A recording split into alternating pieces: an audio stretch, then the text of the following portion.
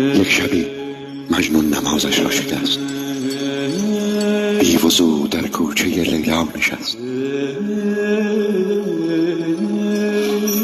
عشق آن شب مستش کرده بود، فارغ از جام الستش کرده بود. سجده ای زد بر لب درگاه او، پر ز لیلا شد دل پرآه او. گفت یا رب از چه خارم کرده ای، بر صلیب عشق دارم کرده ای.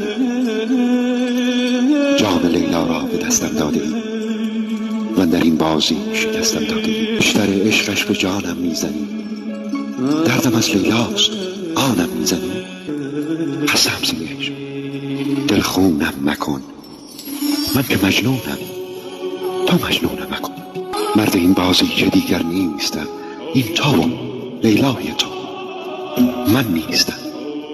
گفت ای دیوان لیلایت منم، در رگ پیدا و پنهانت منم. سالها با جور لیلا ساختی، من کنارت بودم و نشناختی. عشق لیلا در دلت انداختم، صد قمار عشق یک جا باختم. کردمت آواره زهرا نشد، گفتم عاقل میشوی اما نشد. سوختم در حسرت یک یار ابد، غیر لیلا بر نیامد از لبت. روز و شب او را صدا کردی ولی دیدم امشب با منی، گفتم بلی. مطمئن بودم به من سر میزنی، در حریم خانه ام در میزنی.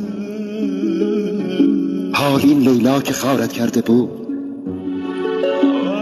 درس عشقش بیقرارت کرده بود.